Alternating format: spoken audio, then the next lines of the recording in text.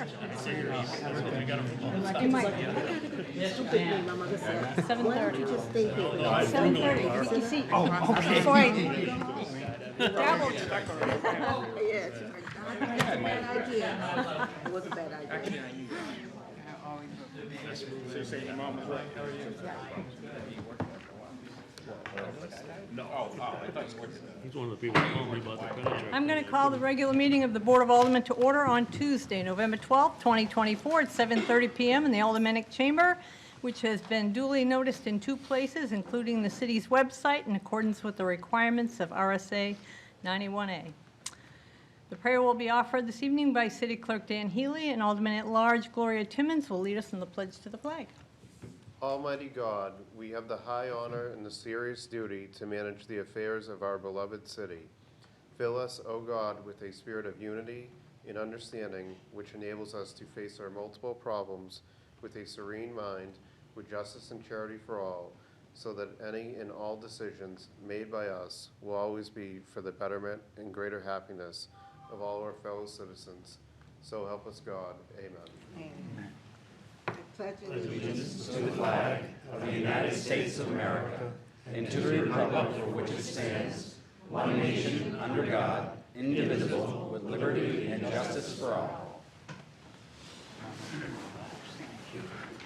Let's start the meeting by taking a roll call attendance, please. Alderman O'Brien. Present. Alderwoman Timmons. Here. Alderman Moran. Here. Alderman Thibodeau. Here. Alderman Govea. Here. Alderman Lopez. Here. Alderman Sullivan. Here. Alderman Clemmons. Here. Alderman Senate. Here. Alderman Jettie. Here. Alderman Tebow. Here. Alderman Clee. Here. Alderman Dowd. Present. Alderwoman Kelly. Here. Alderman Wilshire. Here. 15 present, 0 absent. Also joining us this evening is Mayor Donches and Corporation Counsel Steve Bolton and Deputy Corporation Counsel Celia Leonard. Mayor, did you wish to address the board this evening? Yes, thanks, Madam President.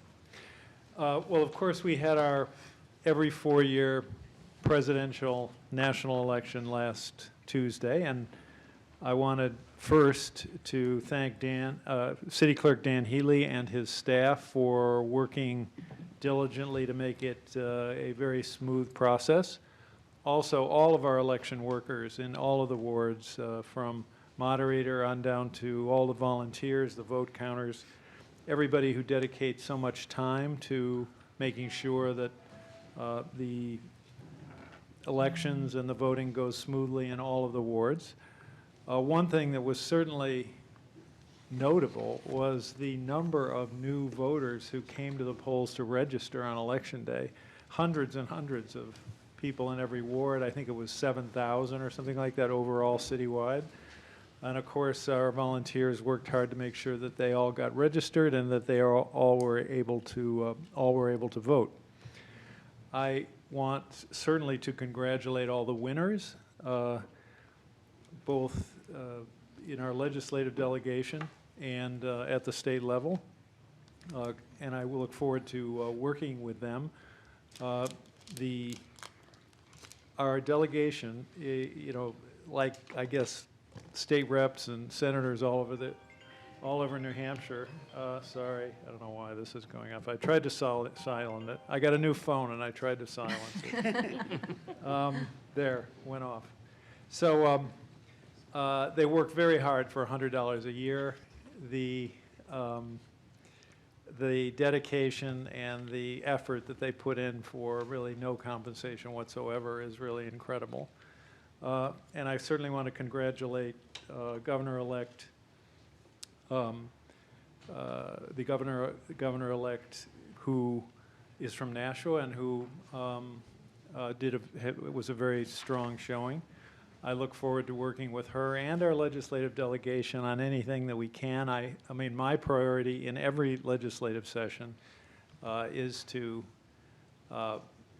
make sure that if we can, that the legislature does not take actions which raise property taxes.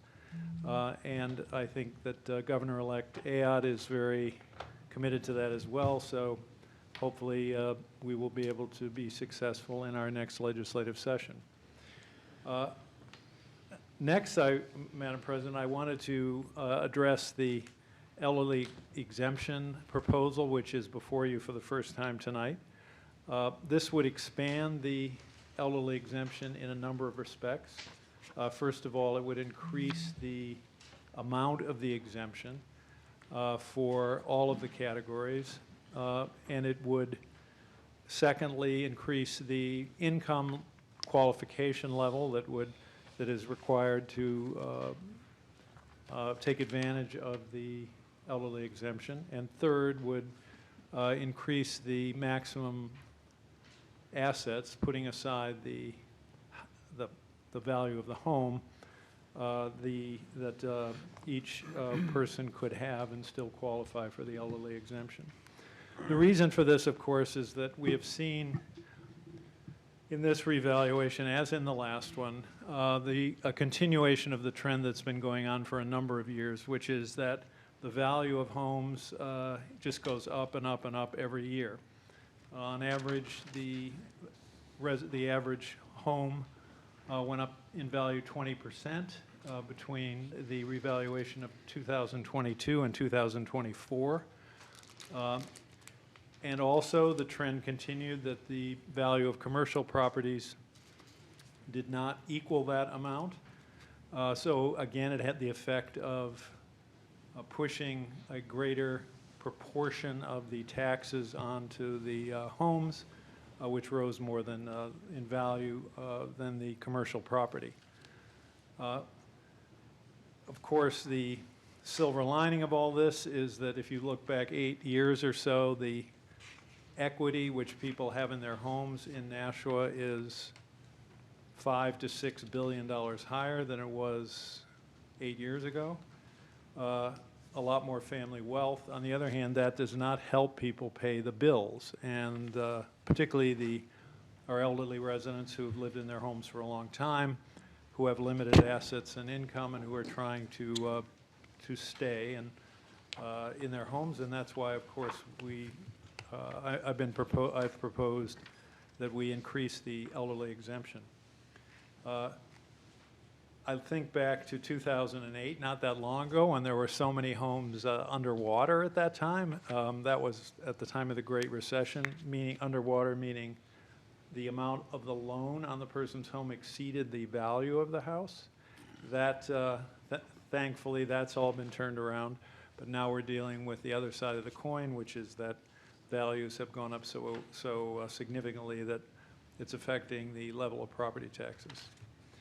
Next, Madam President, I wanted to mention the Elm Street project. Of course, with the McCarthy School open as of August, the Elm Street School is now not being used. And as you know, we put out an RFP and received 4 proposals for the redevelopment of that site into housing. And so our intention here is to form a committee, as we have before, to interview all of the applicants. Interesting aspect of the proposals that in general they propose keeping the Elm Street building as opposed to raising it and building entirely new units. Each of the proposals, I think, would add units to the site, but would keep the traditional building, which is an interesting aspect to them, to these different proposals. Because of the significance that the Elm Street, first the high school, then the middle school, has had in the history of Nashua and in the lives of many of our residents, we thought that at this time we would like to maybe narrow it down to 2 or 3, and then have them give public presentations where people could, in public meetings where people could listen and maybe vote or comment, maybe vote silently or whatever on what they think is best, comment on how they'd like to go, so that we can get public input on which of the approaches makes the most sense from the point of view of our residents. particularly those who live in that neighborhood. So we will be beginning on that process in the very near future. Finally, Madam President, I wanted to thank the Department of Public Works and the Board of Aldermen for appropriating the money. The Mines Falls Bridge that extends from Nashua South across the canal into the park has been replaced and the installation is nearly finished. And that is, I'm glad that has happened. As you may recall, a couple of years ago, that bridge was severely damaged as a result of a vehicle or vehicles that had been driven across it, heavy vehicles, not city vehicles. We have our suspicions, but we have no proof as to who might have done that. So that replacement is nearly complete, which will enable people to, again, have a permanent way to go from the Nashua South property into the park and back. So I think that is a positive development for everyone over there. That's all I have, Madam President. Thank you. Response to the remarks of the mayor. Alderman Moran. Thank you, Madam President. Thank you, Mr. Mayor. It's so great to hear that 3 to 4 bids for Elm Street are happening. I remember that coming to PEDC, and there was a little contention about adding in all these requirements for that property that it might turn out to have no bids, but to see 3 or 4 come in, that's great, and a great thing to not even have to potentially raise the building. Thank you. Anyone else? Seeing no one. Recognition period. None. Reading minutes of previous meetings. There being no objection, I'll declare the minutes of the special and regular Board of Aldermen meetings of October 8th, October 22nd, and October 28th be accepted, placed on file, and the reading suspended. Communications requiring only procedural actions and written reports from liaisons. Communication has been received from Latanya Musioli, Housing Services Officer, regarding overnight warming station. There being no objection, I'll accept the communication and place it on file. Period for public comment relative to items expected to be acted upon this evening. We have 7 people who have signed up. The first is Nicholas Scalera.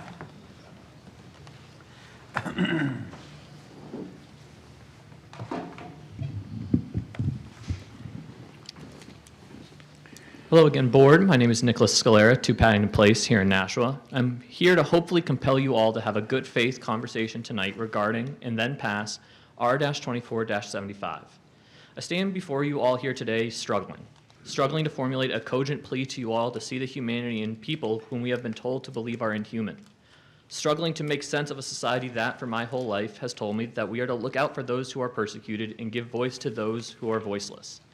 As I stand before you all today, I am forced to think about the past 402 days in which my tax dollars have paid for weapon systems made right here in Nashua, New Hampshire, my hometown, that have gone and killed upward of 200,000 Palestinians. Palestinians who are no different than you or I.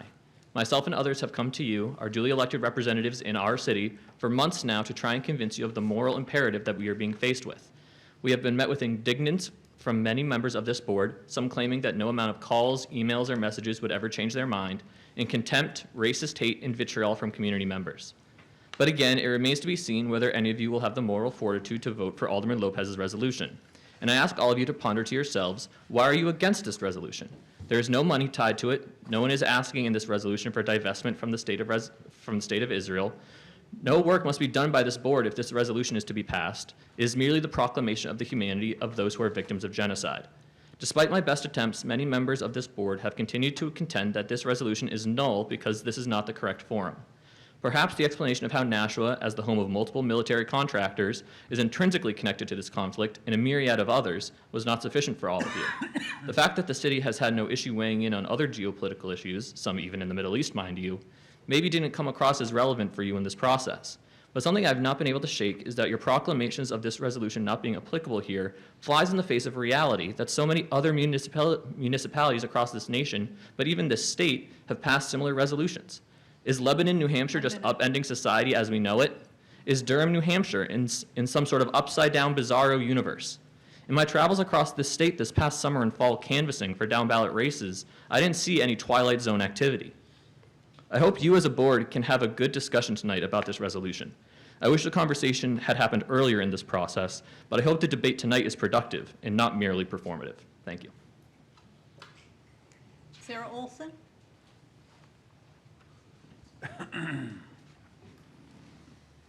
Hello, I'm Sarah Olson. I live at 109 Palm Street here in Nashua. I am here in support of Alderman Lopez's resolution calling for an immediate and lasting ceasefire in Gaza and for reasonable and lawful oversight of weapons transfers.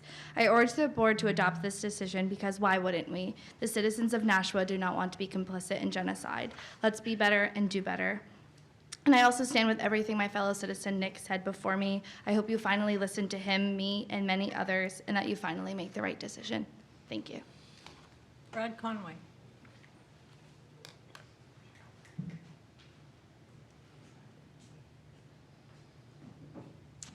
Hello everybody, Bradley Conway from Manchester. I work here in Nashua and I love this city. You guys know why we're here. The genocide in Gaza has killed an estimated 200,000 people. They are not numbers. 70% of recorded casualties are women and children, with the most represented age group being 5 to 9-year-olds. This grave evil would not be possible without the U.S. providing weapons in violation of both domestic and international law. We're all on the edge of our seats tonight wondering what's going to happen with action expected to be taken on Alderman Lopez's Gaza resolution. This resolution basically says stop arming Israel until it complies with international law. Genocide is against the law. Israel now says that it will not allow displaced people to return to Gaza in the north, where they had been displaced from, while actively demolishing their cities and hundreds of thousands of people trapped inside. Alderman, are you paying attention, please? Yes, I'm paying attention. I'm actually looking for the resolution as we speak. So Okay, thank you. you can continue. Thank you very much. These remaining families are actually officially regarded by Israel as combatants at the moment. Famine has been declared in northern Gaza as Israel blocks U.S. food supplies, medicine, doctors, and journalists. We cannot leave these families to suffer and die. They have phones. We can see them. They are our human family, and whoever saves one life saves the world entire. For those who may not know, in the coming weeks, the U.S. Senate will be voting on a joint resolution of disapproval of arms sales to Israel. Members of Nashua's federal delegation actually have tremendous power over arms sales, and they should have stopped the genocide more than a year ago when genocidal intent was first stated by Israeli military and government officials. One senator in particular, Senator Shaheen, is a senior member of the Senate's Armed Services Committee. With your vote here tonight, you have the power to speak directly to our sadistic senators about whether or not you think they should obey U.S. law and continue perpetrating these crimes against humanity. As New Hampshire's second largest municipality, whether or not you want to be in this position, you all have lives in your hands tonight. The issue of saving lives and obeying the law is not complicated. Bring this resolution to a vote and vote yes. A no vote or a vote to table would signal the residents of Nashua that its leaders are willing to provide political cover for war crimes. We're all wondering, are you willing to step up for humanity as the world around us crumbles?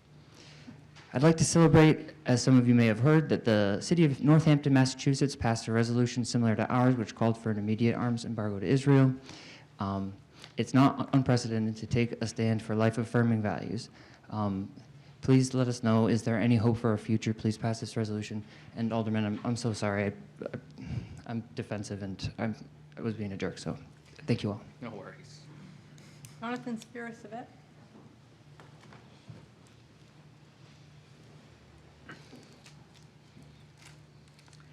Thank you.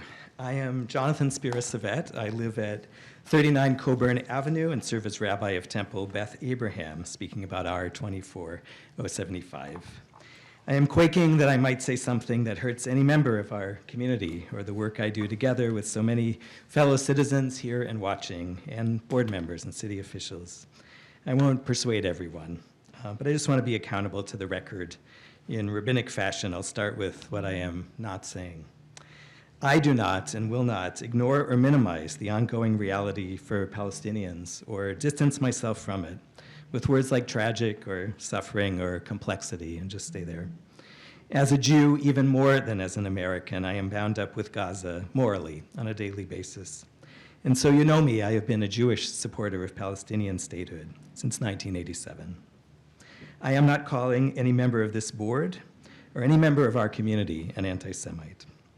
I understand why anyone would want to use any forum available according to its rules, especially to stand up for people's lives. If I thought this board could bring about a just peace in Israel, Palestine, or even just save lives there, I would be working with you on it and with people in this community. But since you cannot, I ask you to vote based on the resolution's effects here. You have been hearing over the months about it from many different angles. There is a Jewish community here and an Israeli-American community who are hurting. We have family members and close friends who have been killed or displaced, who are endangered still from bombs and rockets. And we are close to people who are in captivity or were killed in captivity. Often we have felt alone and not allowed to say these things publicly. Acknowledging the pains within the Jewish community to one of us who lives here doesn't deny anything about what Palestinians are going through or to commit you to being pro-Israel or current American policy or both sidesism or a two-state solution, just to compassion.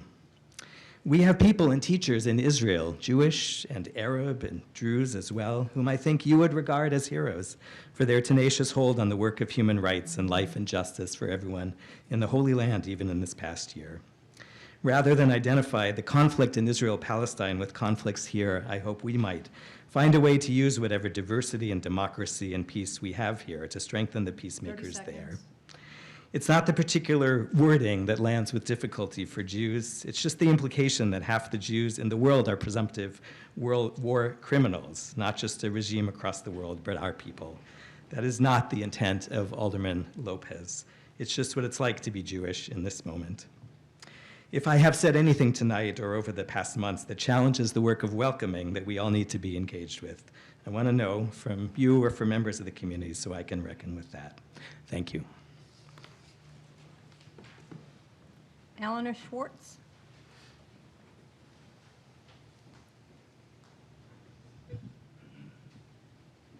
My name is Eleanor Schwartz. I live at 46 Concord Street. This is my third time addressing the board about Resolution 2475. I am a Jew. John and Ephrat are my son-in-law's Israeli parents.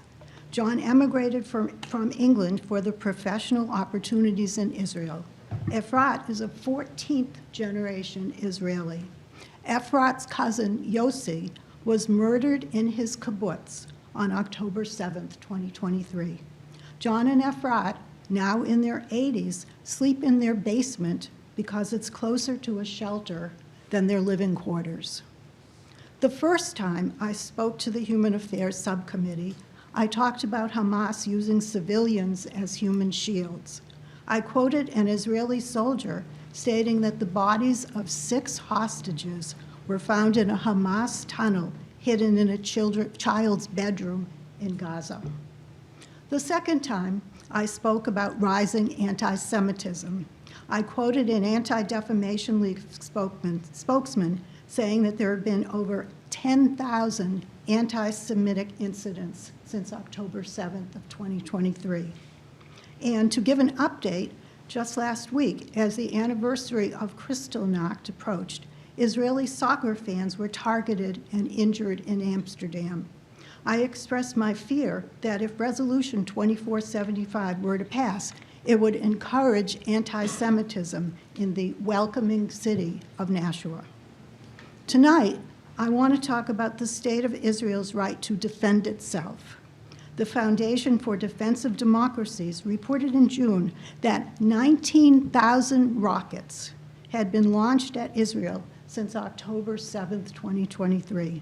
And when Iran launched 180 ballistic missiles at Israel on October 1st of this year, 10 million people, pretty much the entire population of the country, ran to bomb shelters. Most of the missiles were intercepted by Israel with the help of the United States and other allies. Picture rockets and bombs from another country targeting us in New Hampshire. we would certainly have the right to defend ourselves. The State of Israel has the right to defend itself with the 30 help seconds. of its allies. Please defeat this resolution. Thank you. Gloria Delano.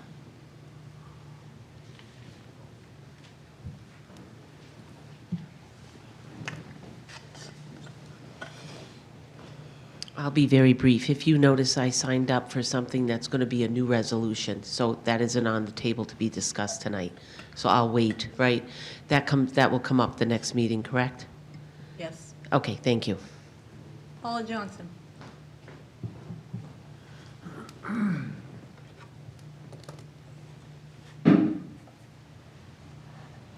Paula Johnson, 15 Westbourne Drive. Basically, all my comments are going to be at the end of the meeting, but I just wanted, listening to the speakers regarding R-24-075, I guess as a Jewish person in this city and living through, you know, everybody talks about in their different cultures, different races, what they go through.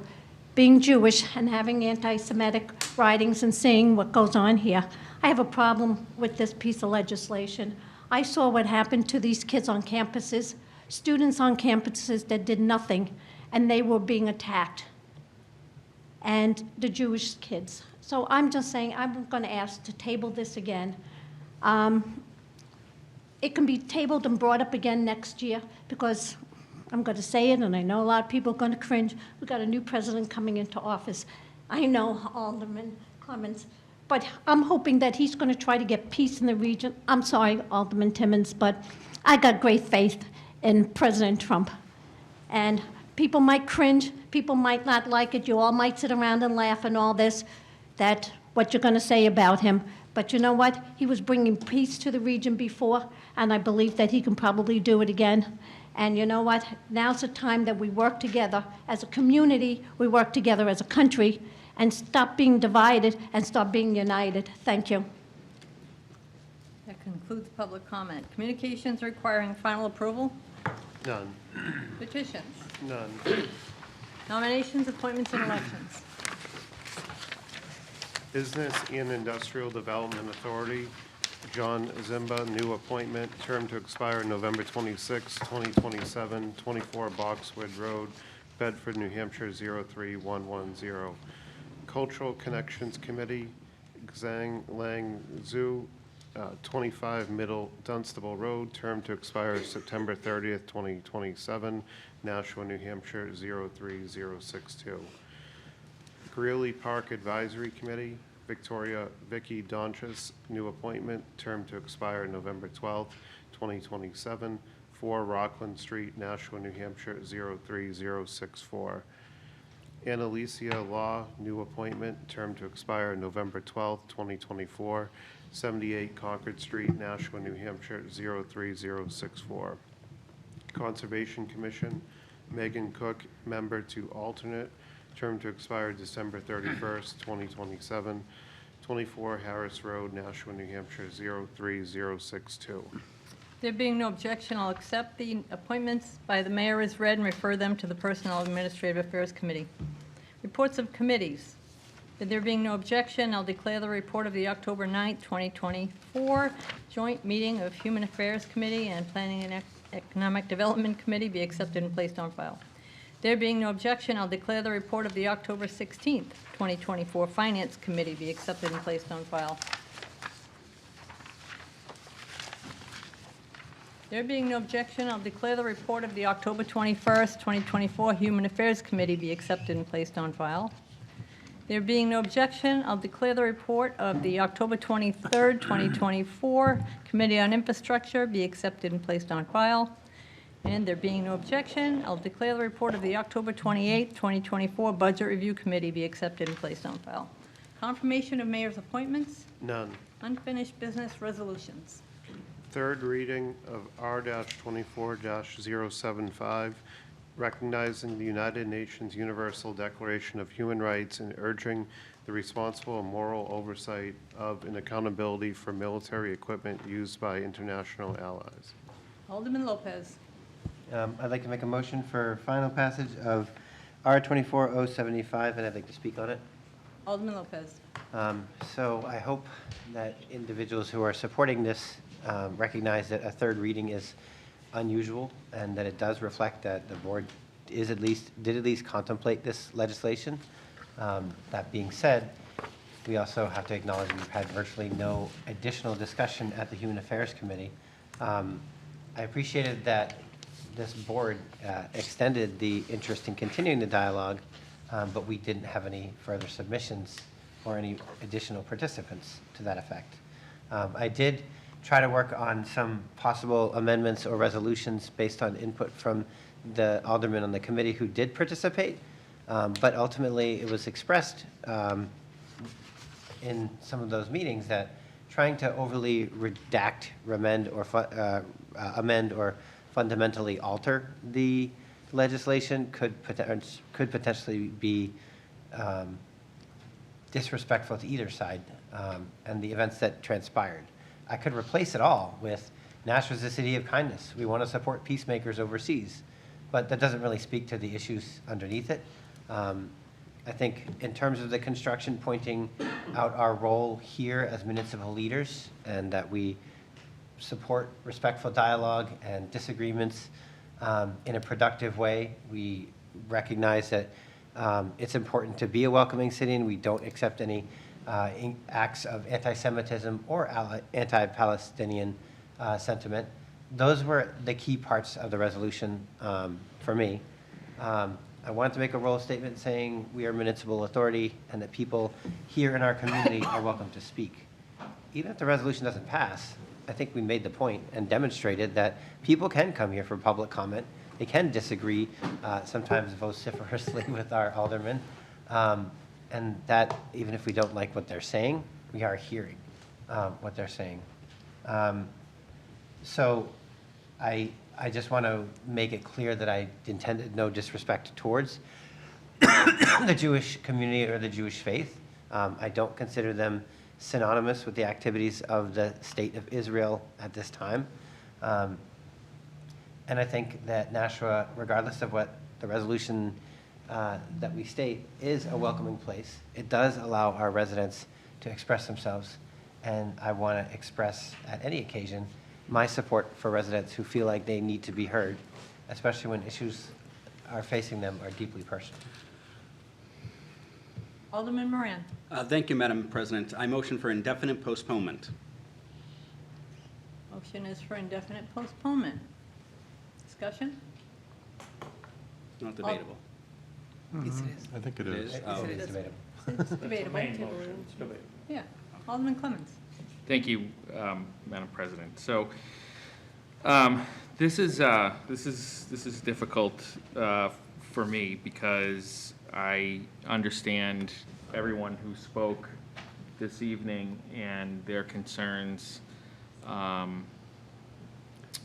regarding all of this. So, regarding actually what's going on in the Middle East, how whatever Nashua's role is in that, and how passing something like this or not passing something like this could have an effect going forward. So, you know, it's a tough situation that typically we, as a Board of Aldermen, have not gotten involved with international affairs or things like of this nature that don't directly affect the city government, which is what we oversee.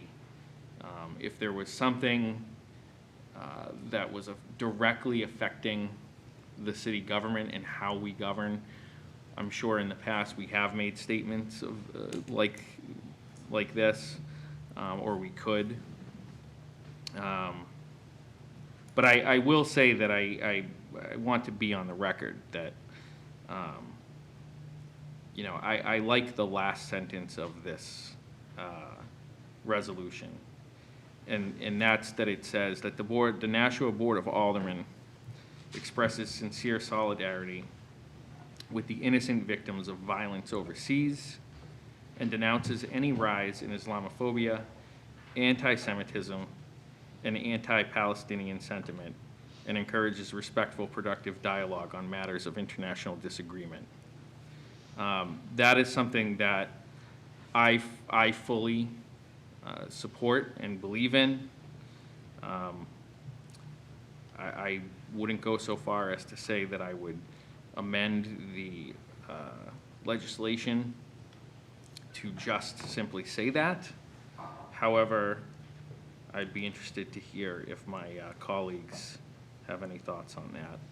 But at this time, I would not move forward with that. Motion is for indefinite postponement. Alderman Senate.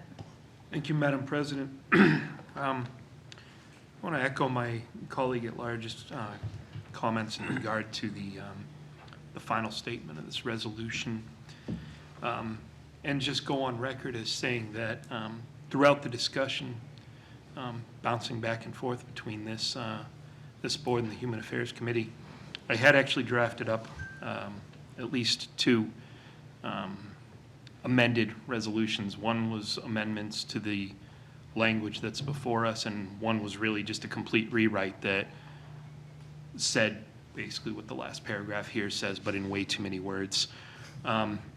Unfortunately, when I would have had the opportunity to present those to the Human Affairs Committee, I came down with acute bronchitis and I wasn't able to be there. So, I just wanted that out in the record to let folks know that the conversation has been happening. I would have liked to have been part of it at the committee level. I'm not going to belabor this anymore by doing what I did last time and try to send it back to the committee. If I may, just because I'm one of the new guys here on the board, through you, Madam President, to really anybody who could answer, does indefinite postponement afford the opportunity to continue this discussion should anybody choose? No. Okay, thank you. You're welcome. Alderman Jettie. Thank you. So, you know, I've been quiet during this whole discussion. I mean, I feel, you know, I appreciate, you know, the passion with which both sides have presented their cases, you know, and I think both sides have been, you know, the people who have appeared before us have been, you know, respectful and polite, and I appreciate that. But you know, I don't want to offend anybody or insult anybody or anything, but you know, I feel very strongly that this is not within the purview of this Board of Aldermen. Our charter says our responsibility is the administration of the fiscal, prudential, municipal, and other affairs of the city and the government thereof. And we can only do what we're empowered to do by the legislature, and we're limited by the legislature, you know, state law, federal law, the New Hampshire, and the U.S. Constitution. You know, foreign affairs, you know, foreign aid, international relations, you know, determining, you know, which countries, you know, our manufacturers can supply weapons to, you know, what the limits are on those things, how our tax dollars are spent in Washington, you know, how federal tax dollars are spent in Washington. That's, you know, that's beyond our purview, and I know that the people who have spoken feel differently, and I've respected their opportunity to speak, and I hope that they respect my opportunity to disagree with them. I just don't think, and I know Alderman Lopez has been very sincere in the work that he's put in on this. You know, he's tried to craft a resolution, you know, that tries to, you know, accomplish, you know, a purpose of helping out the situation without offending anyone. But I just don't think it's within our purview, and I don't think this resolution belongs before us, and so I support the indefinite postponement. Thank you. Alderman Dowd. Yeah, I agree with the previous speaker, and would be voting in favor of indefinite postponement. It doesn't mean that I don't think the atrocities of October 7th or the response from Israel to Gaza were good things. I certainly don't appreciate the killing of innocent people, and there's a lot of discussion relative to how many and how that happened. But I do know that if what happened October 7th happened in one of our cities, what do you think our response would have been? But that's not the purview of this board. And this resolution, our resolutions shouldn't be on government-wide or even international-wide activities. It should be relative to things here in Nashua. While I appreciate the sentiment behind the resolution, it's just, I don't believe the resolution belongs in this chamber. The emphasis should be going to Washington, which is where any actions could be taken.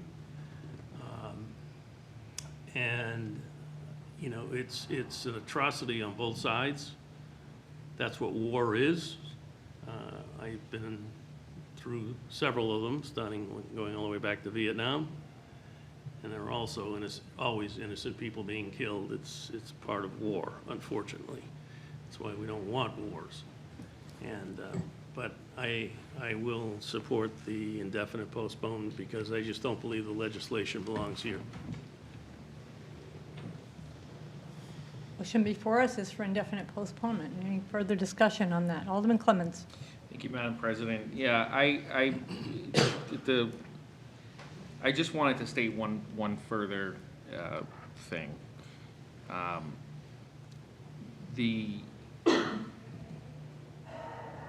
I think the folks who have come before us and spoken out on this topic deserve a lot of credit for getting this here and bringing it to us. And what I don't want to see happen is for that enthusiasm, that advocacy to go away. Because I think that, you know, much to the opposite view of one of the speakers, I happen to think that we're on the verge of some very interesting times coming up with the new president. And there may be situations where this board takes up resolutions like this because some of the actions taken by the federal government directly affect this city and people in it. So I don't want people to think that just because we're not taking this up because it happens to be an international conflict that doesn't have a direct effect on us, that we won't do that in the future for things that are domestic and do indeed have a direct impact on the citizens of this city. So I wanted to say that, please keep up your activism. It clearly worked. It's being heard, and remember, you know, a defeat tonight does not mean the end of the battle. So. Motion before us is for indefinite postponement. Any further discussion? All those in favor say aye. Aye. Opposed? Nay. That motion carries. Second reading of R-24-091, approving the cost items of a sidebar agreement between the Nashua Board of Police Commissioners and UFPO Local 645 professional employees of the Nashua Police Department regarding adding 2 new positions. Alderman Sullivan. Thank you, Madam President. I'd like to make a motion for final passage of R-24-091. Motion is for final passage. Discussion on that motion. Seeing none, all those in favor say aye. Aye. Opposed? That motion carries. Resolution 2491 is declared duly adopted. Second reading of R-24-093, establishing a community energy benefit rate expendable trust fund funded by appropriations for the purpose of funding community energy projects. Alderwoman Kelly. Thank you, Madam President. I would like to move for final passage of R-24-093, and I'd like to speak to it, please. Alderwoman Kelly. Thank you. Many of you heard this in our committee meeting, but this is a really great opportunity for the city to continue doing the work that we're doing around renewable energy. We've already put in the incremental amount that goes in through our community power program, and this just gives us a place to live so that we can start to make some of the improvements that are in our plan for Nashua and for more renewable future. Further discussion, Alderman Tebow. Thank you, Madam President. I have a few questions through you to the maker of the motion, I think. So just to confirm, these are the ones where people decide to go on the more renewable energy, correct? And then what's extra goes in there, or no? I'm going to try to answer you, but I'm not Doria Brown, so Okay. I'll do my best. No, so there's Deb actually Chisholm's multiple levels. And, oh, Deb, do you want to talk to this and give the better answer? Because I don't want to get it wrong. Doria, why aren't you here? Hi, Deb Chisholm, Sustainability Department Manager. Could you repeat the question? Sure. So where are these funds coming from? They're coming from the where people can decide to opt in for a higher cents per kilowatt to, is that where they're coming from? They are coming from the rate that you are automatically opted into. And that rate has 0.2 of a cent adder associated with it. You can, when you come into the program or at any time, you can opt further up. That will increase the amount of renewable energy that's included, also increases the price. You can also opt down to the essentially the very basic rate that does not include the adder. So that one line item is the only one that has the 0.2 of a cent adder currently. Follow? Yes. So how will this trust fund be managed? Is it going to be managed by you guys in sustainability, and who decides on the use of funds, and how are the uses determined, I guess? That's a lot of questions. I know. I tried to get it so I didn't have to do follow-up. Got it. So the way the legislation is written, the mayor is the agent to expend. The Sustainability Department will be the ones that will sort of figure out what we think are the best options. The aggregation committee, Alderwoman Wilshire and the mayor, both members of that committee, had actually a meeting, was it last week or 2 weeks ago, regarding what the possible projects could be. I think when Doria was here in June providing the details to the program, she gave a list of some possible projects that we would use the money on. Okay, great, thank you. You're welcome. Alderwoman Kelly. I'm going to ask to follow because you're here, so I want to make sure we get it. But the projects that we are doing will also be on the line with our sustainability plan, correct? True. There are actually a couple of items in the sustainability plan. One would be residential or commercial energy coaching program, using the funds for incentives for developers to be developing higher efficiency buildings. We have, again, the list that Doria had presented in her presentation. It could be electric vehicle charging for downtown residents in apartment complexes that don't have their own garage to put a charger in. It could be paying off the costs for the existing power purchase agreements we have for solar on the fire station and the transit. I mean, we have a laundry list. Many may not be actually mentioned in the Livable Nashua plan, but are sort of all focused in the same area of energy efficiency and projects. Thank you. You're welcome. Thank you. You're welcome. Motion is for final passage. Further discussion? Seeing none, all those in favor say aye. Aye. Opposed? That motion carries. Second reading of R-24-099, approving the cost items of a collective bargaining agreement between the Nashua Board of Education and the Nashua Association of School Administrators and Supervisors, American Federation of School Administrators, AFL-CIO, from July 1st, 2024 through June 30th, 2027, and related transfers. Alderman Dowd. Make a motion for final passage of R 24-099 and speak to it briefly. Alderman Dowd. This is a group of about 50 employees approximately, and all the positions are filled except one, and that's the busing director. And the funds for this have been put aside it's in the school budget, so it'll just be moved in accordance with this legislation to put this in effect. Discussion? Seeing none, all those in favor say aye. Aye. Opposed? That motion carries, and Resolution 2499 is declared duly adopted. Second reading of R-24-100, authorizing the merger of Pennachuck East Utility, Inc.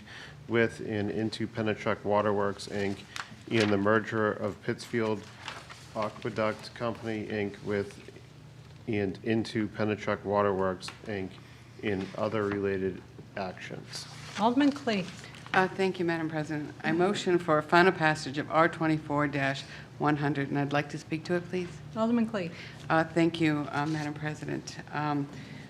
For those, we've had this conversation about this, this merger. This is taking the Pennachuck Waterworks as well as the Pennachuck Pittsfield Aqueduct and the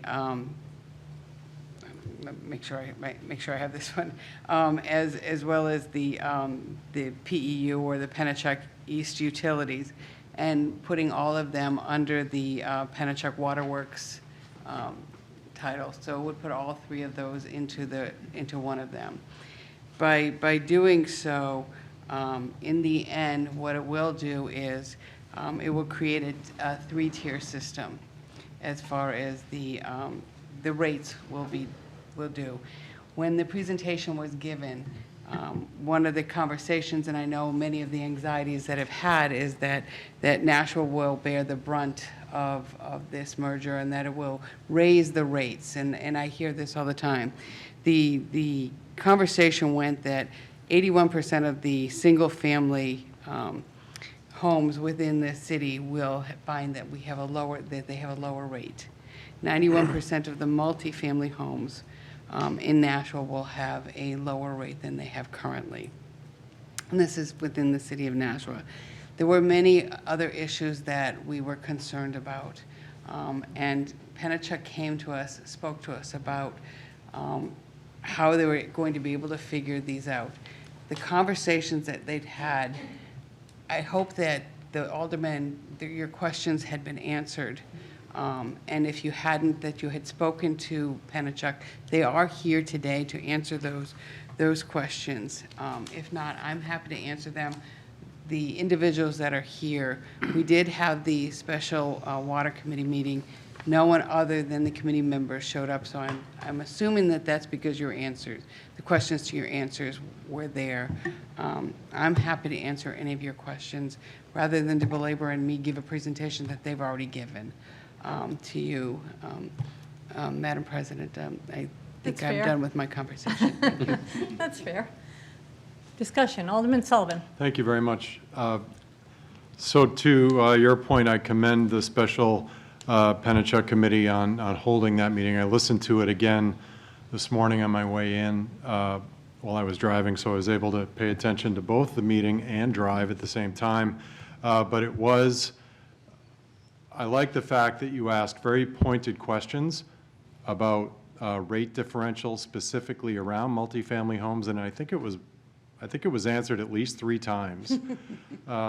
And so I appreciate that, and I appreciate the executive team from Pennachuck that came out and heard the concerns that we brought up in the mid-September meeting, turned that back around, and they were able to come up with a solution that answered a lot of the constituents that I heard from what their concerns were in a lot of the multifamily homes that are in Ward 9. So thank you very much, and I'll support this tonight. Alderman Clements. Thank you, Madam President. So I appreciate the presentation. I was not able to attend the committee meeting, but I did watch that. However, I will not be supporting this evening. When I originally was on the Board of Aldermen and we were negotiating the purchase of the Pennachuck, it was told to us that we had to basically buy the company as a whole. A lot of that had to do with the way that the fact that there were shares involved and there were shareholders, and so you had to be fair to the whole system. But to be honest with you, I never really wanted to be in the water business or wanted the city to be in the water business with Pittsfield or other places like that. So it was more of a reality to make this happen. You kind of had to go along with it. I wish that the company had gone in a different direction, trying to get to off these utilities instead of merging them, because I think, although that's a harder road to go down, I think it's better for the city of Nashua. Despite the fact that, right in the short term, we may have lower rates, I wonder whether or not that's actually going to extend out into the future. So with that being said, I am wholeheartedly going to vote no on this because I just don't think it's the right direction for our city. Alderman Senate. Well, thank you, Madam President. I just wanted to echo the comments of some of the previous speakers in regard to the concerns that we had expressed back in mid-September. I didn't have the opportunity to attend the special committee meeting. Like many of my colleagues, I did listen to that presentation. I did it while entering invoices, not while I'm driving, but it still makes things more exciting. And I certainly feel like I know more about water than I've ever wanted to know. But I just wanted to express my appreciation for the executive team at Pennachuck. They took those concerns and they actually offered me the opportunity to come sit with them in the office, along with Alderman Dowd, and really gave us way more of an in-depth look at how this would affect the multifamily homes, which was a large concern of mine than I ever anticipated. So I will be supporting this evening. Thank you. Alderman Gavea. Thank you, Madam President. I'm speaking in support of the motion this evening, and I think this was kind of a long road of how we got here, starting with the special Board of Aldermen meeting, then it going into our special water committee run by Alderwoman Clee. And I think the committee did its job very well in that time. I think we paid deep attention to the needs of both our constituents and the needs of Pennachuck. And I do agree with my colleague at large with the city being in the water business. I'm not a huge fan of it. I just feel at this time this is the direction the city's decided to take. And this is the hand we were dealt. And this is going to be the best move going forward. And we were able to solve a lot of these issues that we had with the original proposal, as far as rates going up for more multifamily and apartment complexes and landlords, those types of people, which really would have unfairly billed our city compared to the surrounding communities. I would like to thank the team over at Pennachuck. They were very good to work with. They showed up at a ward meeting of mine as well and were able to answer questions. They're very professional staff over there. They've been a pleasure to work with through a very complex issue that this merger was. I also would like to point out that in the agreement we had here, and it was something that I agreed with wholeheartedly, and in a conversation I had with the mayor earlier about this, was something he did too, which was putting representation from our city and our board onto their board of directors. That is something that is in that agreement. I feel that's a good benefit for our city, and we'll definitely be more hands-on in that approach. So for those reasons, I'm going to support the legislation in front of us tonight, and I feel this is the right step. We should be going with the cards we've been dealt. Thank you. Alderman Clee. Thank you, Madam President. And I want to add some other items, and I'm glad that Alderman Gouveia had brought that up. That was, when this whole thing had started, I was at no, right from and President Wilshire can attest to this, as can the mayor. No came out of my mouth from day one. No way, no how, and it was because I just felt that this was not a good thing. We had the surrounding communities were very rich communities, and why should Nashua support these very rich communities? The team at Pennachuck really worked hard to make sure that Nashua did not get hurt in this. To Alderman Clemens' point, yes, I can't guarantee, I don't have a crystal ball. I don't know what's going to happen in the future. I asked the team at Pennachuck, what happens if we don't do this? They don't have a crystal ball either.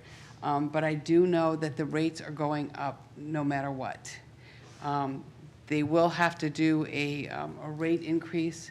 They're going to have to go in and do a rate increase. This is going to be a test year. We're going to do this for this year, and then in a year, we will have some sort of an adjustment period.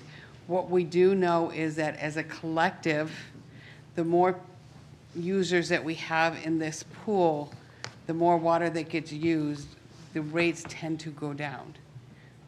Just kind of the way things work. The rates on loans go down because the way that the entire system, and again, I don't want to relitigate what that meeting went on, but that, for those who will listen to that meeting, you will understand it a little better. So it makes a lot of sense for us to become a bigger group, and I don't want to be in the water business either. To what Alderman Gouveia had said, that was one of the things when I had spoken to the mayor, was saying we need to be on a board as the city and not just have 5 residents from the city on the board. We need to have someone from the city, the mayor's office, and the Board of Aldermen on the board. I think we just need to, we'll still only be 2 voices on that board, but we did need to have somebody on there. So I'm glad that they agreed to that. And thank you, Madam President. Any further discussion? Alderman Thibodeau. Yeah, I agree with Alderman Clemens.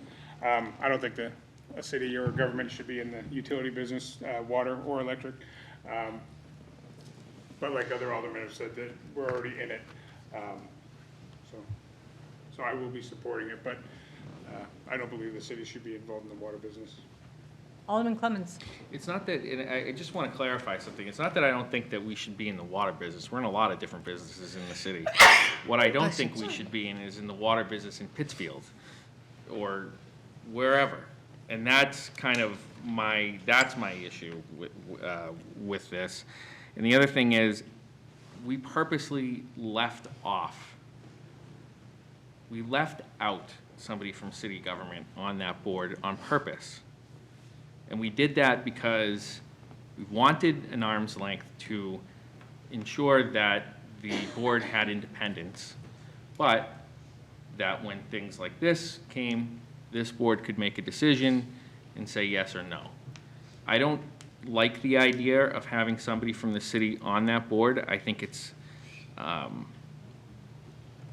think you're adding an element of politics that was originally, when this was came before us, was meant to keep out of it, and now we're doing that.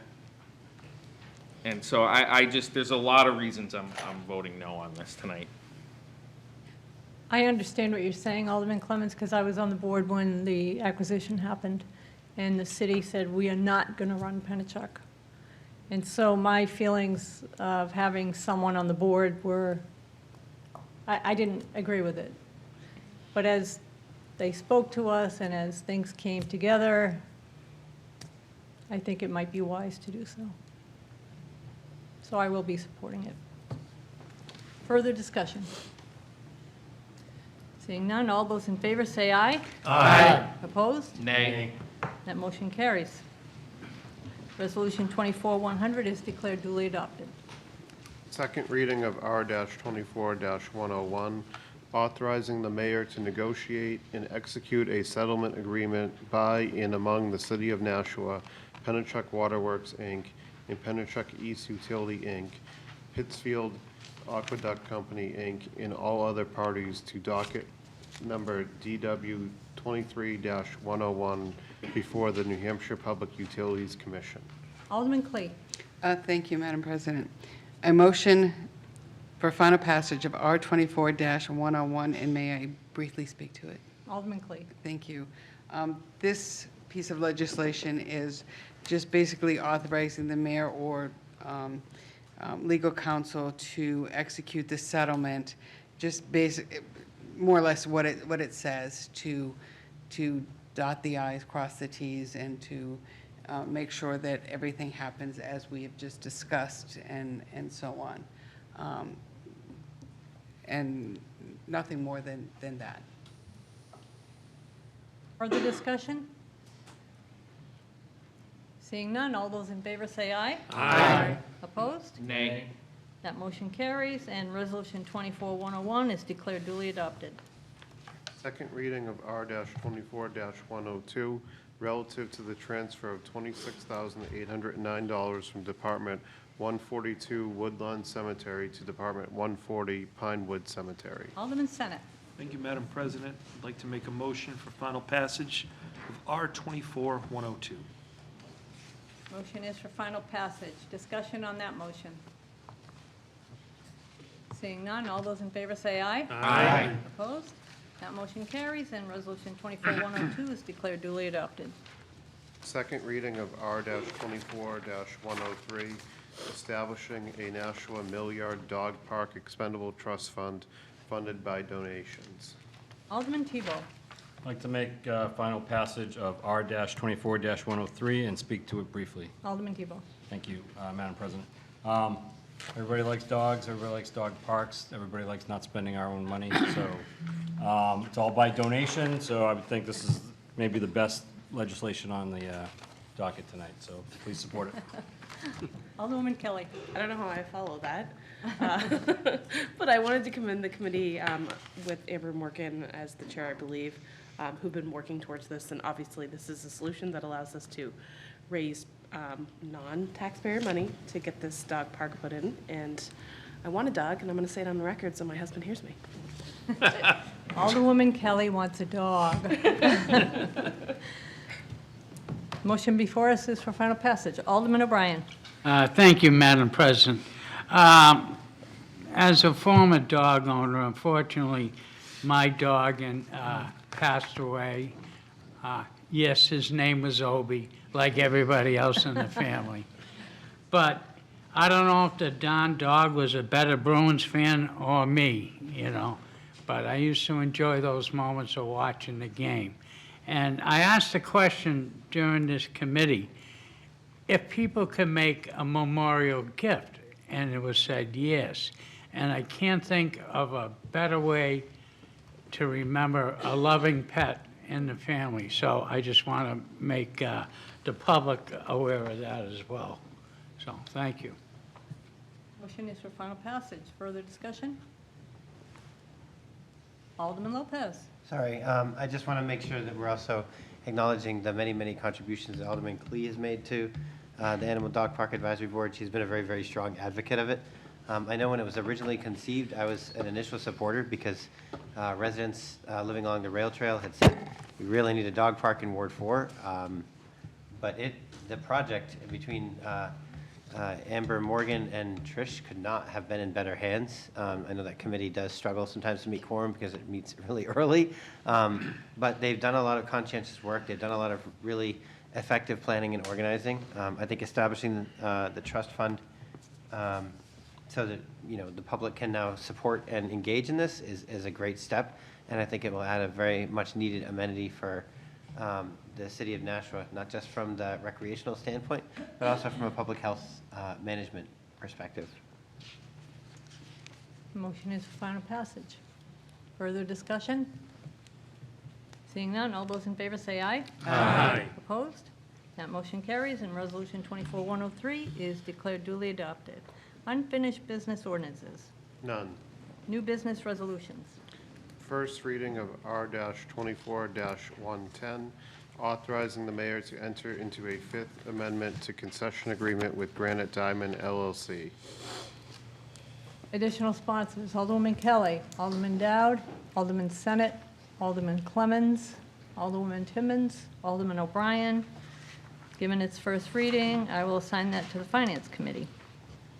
First reading of R-24-111, authorizing a reinstatement in First Amendment to agreement with T-Mobile Northeast LLC regarding leased premises located at Holman Stadium at 67 Amherst Street. Additional sponsors, Alderman Dowd, Alderman Lopez, Alderman O'Brien. Given its first reading, I'll assign that to the Finance Committee. First reading of R-24-112, relative to the acceptance of $381,000 from the State of New Hampshire Department of Health and Human Services into Public Health and Community Services Grant Activity Fiscal Year 2025 ELC Community Health Worker Grant. Additional sponsors, Alderwoman Kelly, Alderman Dowd, Alderman Tebow, Alderman Senate, Alderman Lopez, Alderman Moran, Alderwoman Timmons, Alderman O'Brien, and myself. Given its first reading, I'll assign that to the Human Affairs Committee. First reading of R-24-113, relative to the acceptance of $6 million of anticipated grant funds and to accept and appropriate an additional $1,700,000 of unanticipated grant funds for a lead-based paint hazard reduction grant from the United States Department of Housing and Urban Development. Additional sponsors, Alderwoman Kelly, Alderman Tebow, Alderman Senate, Alderman Lopez, Alderman Moran, Alderwoman Timmons, Alderman O'Brien, and myself. Given its first reading, I'll assign that to the Budget Review Committee and schedule a special Board of Aldermen public hearing on Monday, November 25th, 2024 at 7 p.m. in the Aldermanic Chamber. First reading of R-24-114, relative to the acceptance and appropriation of an unanticipated donation for the field replacement at Stello Stadium. Additional sponsors, Alderwoman Kelly, Alderman Tebow, Alderman Govea, Alderman Thibodeau, Alderman Moran, Alderman O'Brien, and myself. Given its first reading, I'll assign that to the Budget Review Committee and schedule a special Board of Aldermen public hearing on Monday, November 25th, 2024 at 7 p.m. in the Aldermanic Chamber. First reading of R-24-115, relative to the supplemental appropriation of $5,245,000 of assigned fund balance into various capital improvement projects. Additional sponsors, Alderman Dowd, Alderman O'Brien, and myself. Given its first reading, I'll assign that to the Budget Review Committee, schedule a special Board of Aldermen public hearing on Monday, November 25th, 2024 at 7 p.m. in the Aldermanic Chamber.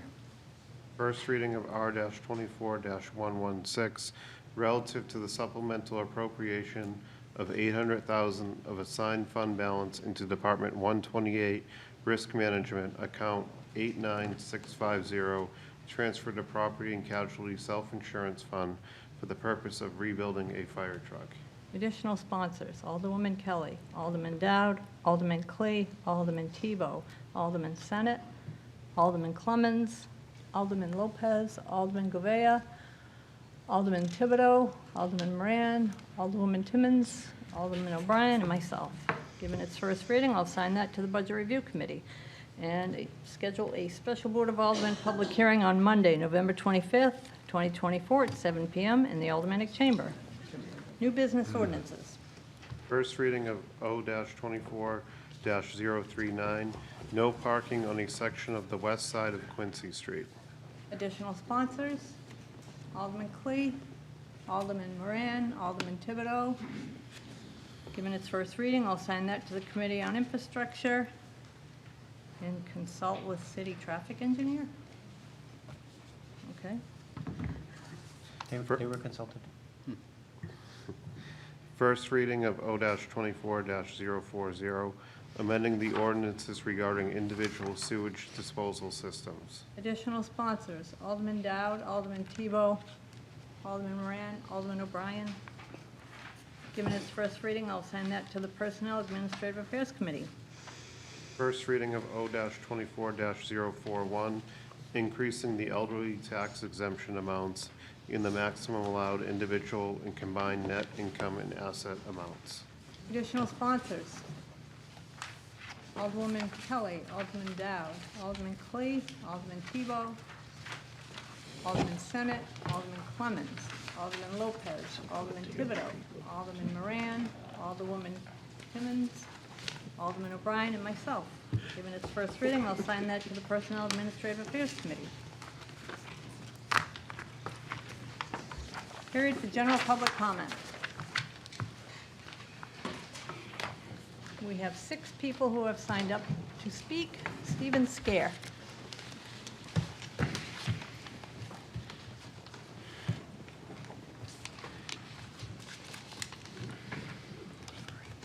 Stephen Scare, 111 East Hobart Street. At your last meeting, Alderman Ben Clemmons implied that displaying the D-Trans awareness flag would result in suicide. He cited a study that purportedly showed that suicide rates spiked in states that passed laws protecting girls' sports and regulating gender medicine. But that's not what the study said. The data from the study came from the Trevor Project surveys, which solicit replies on Facebook, Instagram, and Snapchat. Youth who've died of suicide can't take social media surveys for political advocacy groups. The study cited self-reports of suicide attempts, which are very different than actual completed suicide rates. According to the CDC's Youth Risk Survey, 9% of all high school students reported attempting suicide in the previous year. That's 662 times the actual youth suicide rate of 0.0136%. England's Health Service conducted an exhaustive survey of youth gender medicine. It concluded suicide risk appears to be comparable to other young people with a similar range of mental health and psychosocial challenges. Hormonal interventions didn't lower that rate. The good news is that the data suggests that the number of deaths by suicide in this group is very low. A 2017 suicide prevention handbook endorsed by transgender advocacy groups warned linking suicide directly to external factors like anti-LGBT laws can normalize suicide by suggesting that it is a natural reaction to such laws.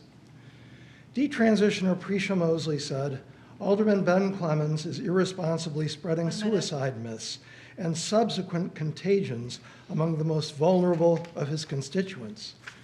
To hide the D-Trans flag to prevent suicide is to silence victims of the harms of gender-affirming care and to push it on to the unsuspecting and uninformed while threatening them with death by their own hands. Fear-mongering and medical fraud have no place in politics. And these are complicated issues, and I only have 3 minutes. I'm happy to discuss this more if people have information that they want to share with me. Thank you. Nicholas Calera.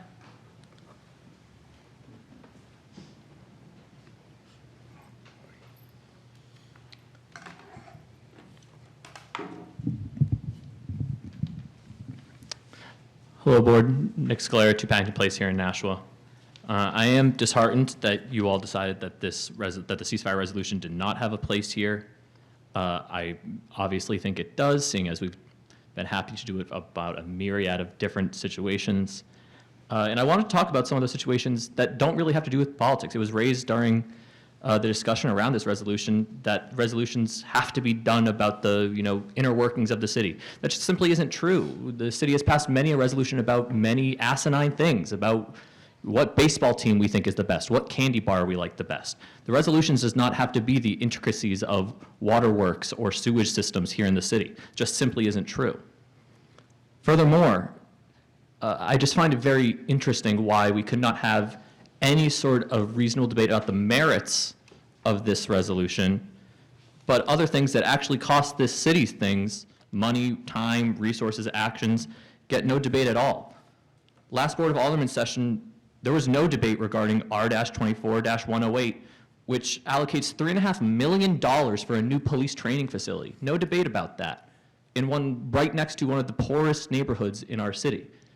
Do we think that's going to send a good sign to an already fractured socioeconomic system here in our state and in our city, as we just saw in this last election? I don't think so. I am at least comforted a little bit to hear some of the congratulations or gratitude I've heard from some of the members of this board about the activism that they've seen here. And I am proud. I'm proud of the activism that I've done, that my friends have done, that the people involved in this movement have done both in the city and abroad, across our entire country, across our world. And they're correct that this will not be the last time or the end of my organizing. The organizing that I've done here is just a piece of it. I've done organizing since I was in high school here in Nashville Public Schools. And I'm not done, and my friends aren't done coming to these meetings, mainly because no alderman here has mentioned at all what was talked about last meeting, which is the over $60 million that is invested of the city's capital reserves in the stock market, in mutual funds, and equities. It was confirmed that $65 million is in the stock market. These are not operational funds. We're not questioning the legality of it. It simply exists. The city talks about it and is open about it. It was mentioned last that we don't have money invested in ExxonMobil. We simply do. The cemeteries in the city have money invested in ExxonMobil and many of other fossil fuel companies, big pharmaceutical companies. It simply is true. For the past 13 years, we've been in breach of our own state laws for not having civil governance guidelines about these investments. 13 years of silence, 13 years of breaking our own laws. Why has no one talked about this yet? Thank you. Bradley Conway? Not here? Okay. Laurie Orlano?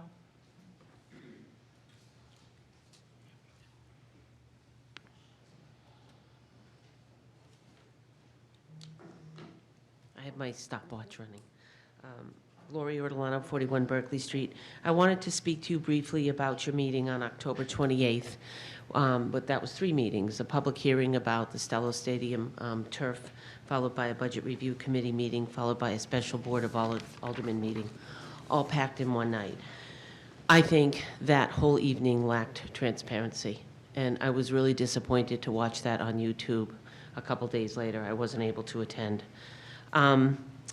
The legislation was disappointing to see it written up to include a cover.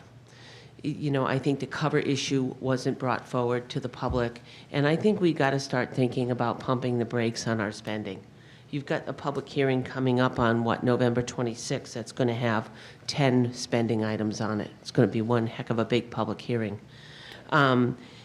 And it just seems like we just spend and allocate money. And even though Alderman Dowd says, well, we don't have to spend it, we'll have another hearing, why did we put it in there? Why didn't we separate it out? What bothered me the most is that the aldermen in the special meeting needed the counsel of legal. How many meetings have we had where I have heard the board, and I can think of them, say, legal's not here? 10 times in this meeting on October 28th, it was brought up. We don't know if we can change the legislation and not hold, and have to hold another public hearing. Some said no, some said yes. The debate went on for 5 pages, no, like 9 pages of the 12-page minutes, back and forth. The one person who I thought nailed it was Alderwoman Timmons, who said, hey, I'm not, I need an answer from Corporation Counsel. They're used to being around, call them up. I don't want to vote on this.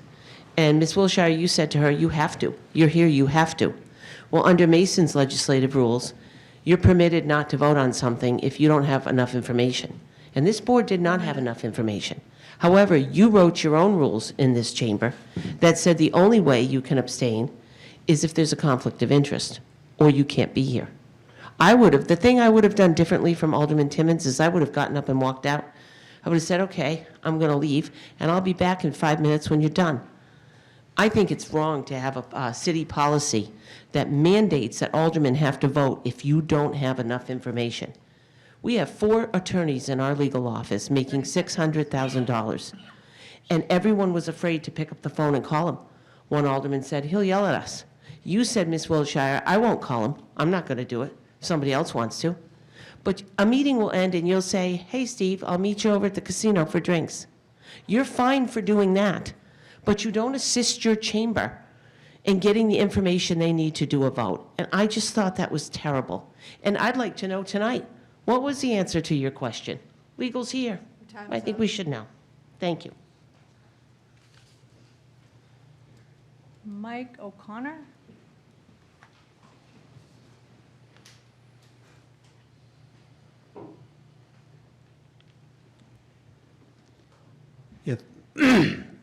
Yeah, thank you. Michael O'Connor, 42 Berkeley Street.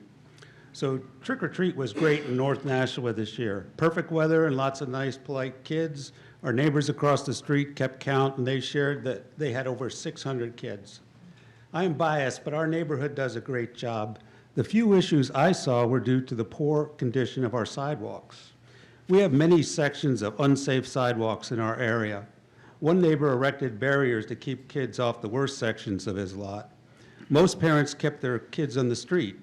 Nonetheless, several kids tripped on the sidewalks. Fortunately, they bounced back and none were seriously hurt. But it reminded me of what a mess our sidewalks are. So after Halloween trip and treat, I was motivated to better understand the city's sidewalk maintenance budget. The source for what I will state in the following is in the FY25 adopted budget on the city's website. On the public works section, at first I was pleased to see that one of the FY25 goals was to repair and replace existing sidewalks citywide. I then started to dig into the numbers and realized we actually plan to continue minimal maintenance as usual. So let's look at the picture. The city has 214 miles of sidewalks. The public works performance metrics were stated on there in terms of linear feet repaired.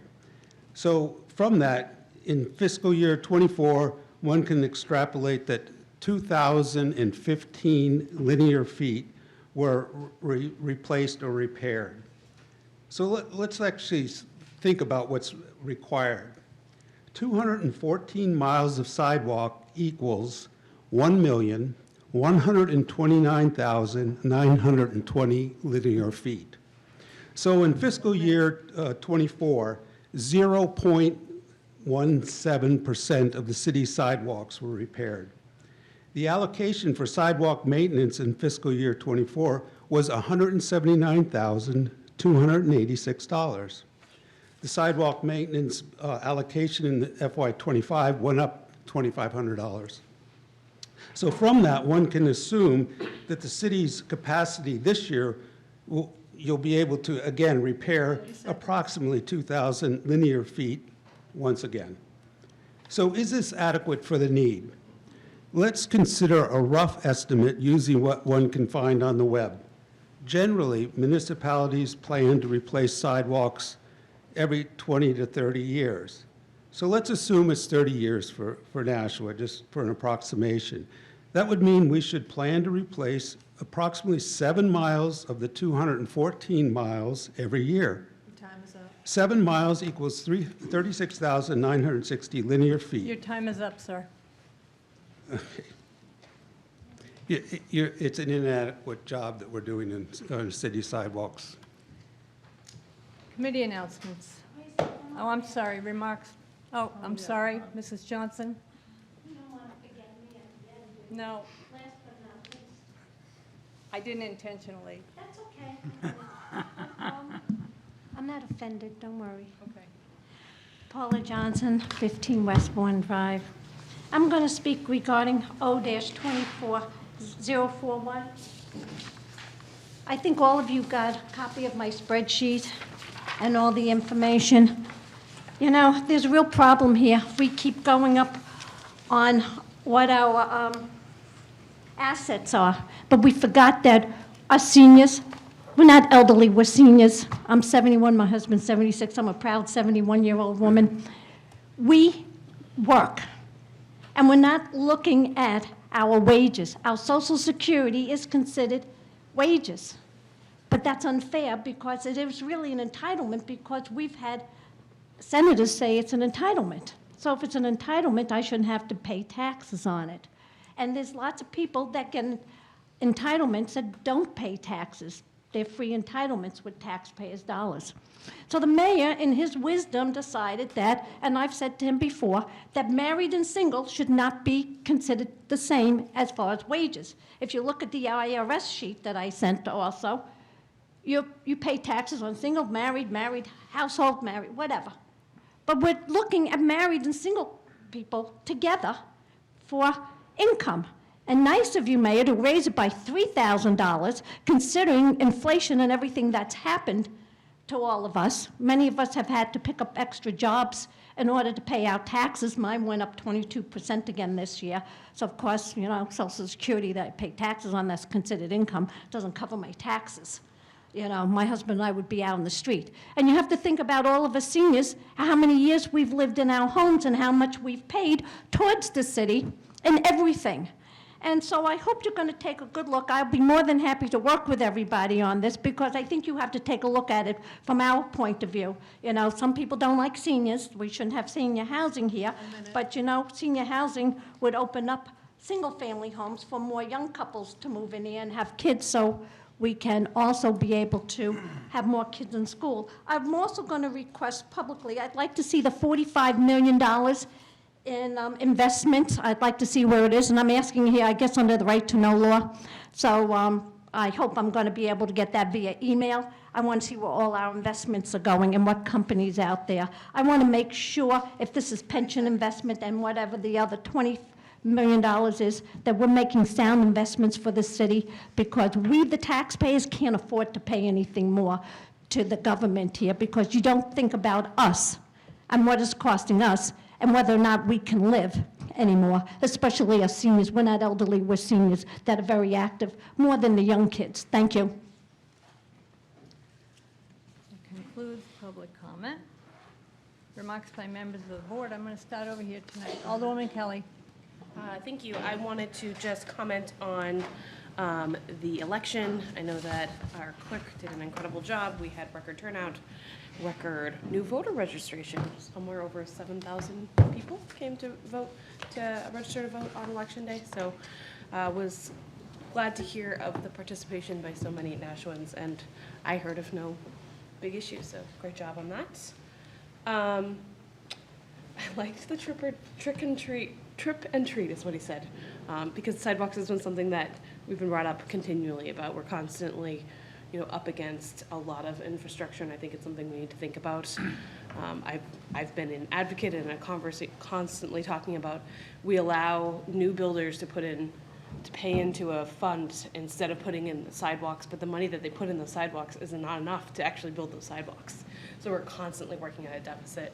And I think the speaker who came up had a really good point around that. And I know that there have been aldermen who've been working hard in their wards, but it is something that I feel especially passionate about. And when just a couple of points, I agree with what was said around activism is important. If the piece of legislation didn't go your way, we're still listening. We're here every single time. We're hearing what you have to say, and that's important and part of the job. And then there was one other comment made about there's no debate. If you're new to City Hall, it may seem like there's no debate, but we have many, many, many other meetings outside of this every other week meeting where we talk about it, and the work is supposed to be done in committee where we have those longer conversations and can have that information brought forward. So if it seems like we're quiet here, it's not because the work isn't being done, it's because we've already done the work in the committee work. Thank you. Alderman Clegg. Thank you, Madam President.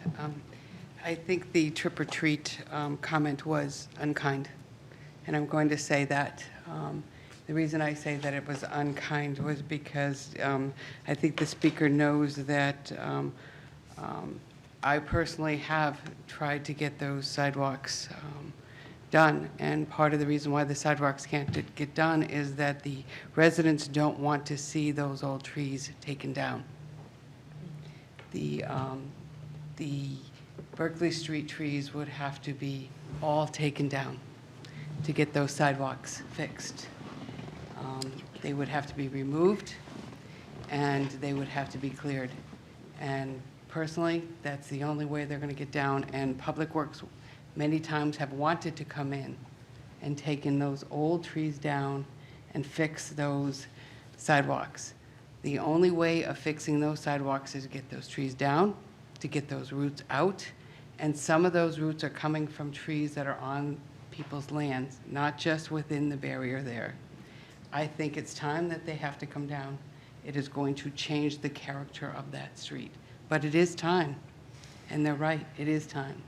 And the city does have to spend some time and some money in doing some of the sidewalks elsewhere.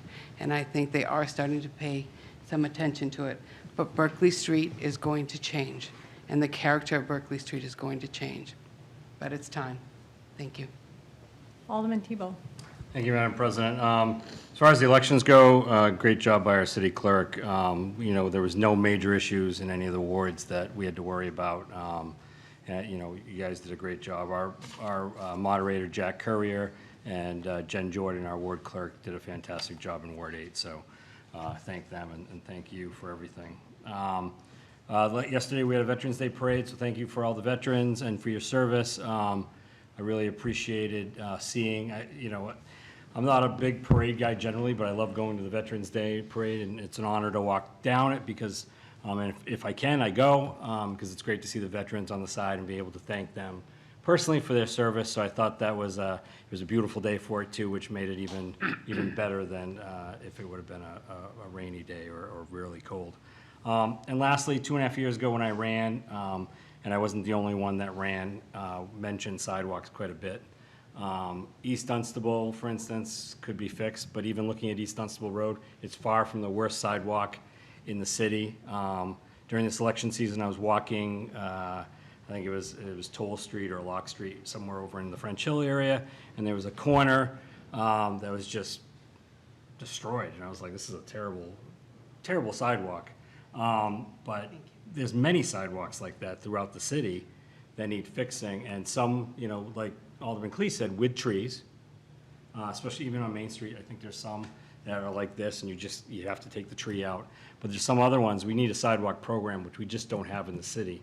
We did a paving program for the streets, but we haven't really done much with sidewalks, and I think it's time we probably need to do that. The problem is then we're spending money, and we're getting people in here saying we're spending money. So it's one of those things, like we keep putting other things in front of it because other things either come up, Stellos, or other things that come up that we need to pay for. So, but I'm all on board with trying to do something with sidewalks. It's sad that if we have to rip out trees, I'd hate to do that. But there's other areas where there's not tree damage that maybe we can get fixed sooner than later. So thank you. Alderman Jettie. Thank you. I'd just like to congratulate the people who were elected in Ward 5 to be state rep. Bill Dolan, who got reelected, and a couple of new people, Santosh Salvi and Sanjeev Manohar is currently came in third, but Mrs. Johnson was a close fourth, and she's asked for a recount, so that's still up in the air as to who will be our third state rep from Ward 5. But, you know, thank you to all three of them, and Mrs. Johnson and Mr. Dion, who ran, and thank you for stepping up, and congratulations to the winners. Alderman Senate.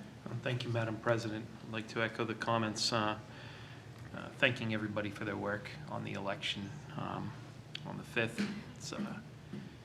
It's quite the turnout. I was more than happy to not be working it this time around because I've done my presidential election and it was fun, but I didn't mind not getting up at 3 o'clock on Tuesday. Ward 7 ran really efficiently. We went in there about midday, and we were in and out in probably under 5 minutes, which was good because now my wife is sick. So,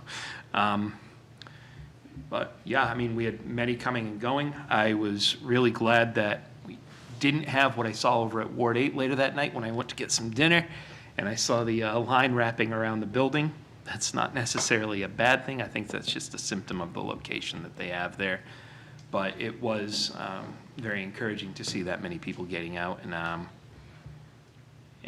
participating in our democracy. And I was really pleased later that night when I went back to Ward 7 to hear the results, to see a lot of new faces behind the tables, behind the guardrail, helping out. That was always a big challenge as a moderator, is finding people to step up and do that, and to see so many new faces really leaves you confident that the good work is going to continue. So thank you to everybody involved in that. Congratulations to Alicia Gregg, Catherine Sofakidis, and Lou Juris, who were reelected in Ward 7. I know they had tough challengers in D. Hogan and Avalon Lewis, so it was a well-run race by all. I also want to take a moment to thank and recognize Pete Johnson and Dan Young from Nashville Community TV. I kind of fell headfirst into the CTAB committee a couple weeks ago at the request of a friend of mine who sits on that committee. And so I got to join Alderman Jetty here for a meeting of their subcommittee. And Pete and Dan were nice enough to invite me over to the studio for a tour and to get a closer look at what they do. I don't know how you can be a lifelong viewer of television and walking into a little studio like that and not be impressed. And they do a whole lot with very little. They've got some challenges before them right now that we're definitely going to be hearing about soon. And I hope people will take the time to take a look at what they do. It's really impressive. And I think they provide a valuable service to the city. And finally, I just want to address a communication that we accepted earlier this evening from the Department of Health regarding an overnight warming station.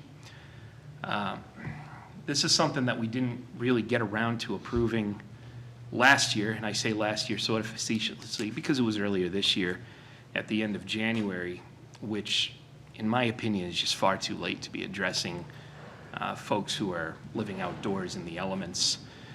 We've had a couple of joint committee meetings between PEDC and Human Affairs where this has come up starting in August, which left me with quite a bit of optimism that we were being proactive about this.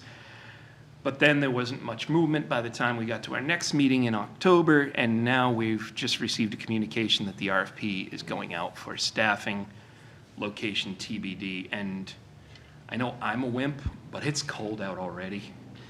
And it really gives me concern that we're getting into November and then December without a plan in place, and I'd really just like to see more proactivity on that front. So I'm really hoping that this is going to be moving quickly.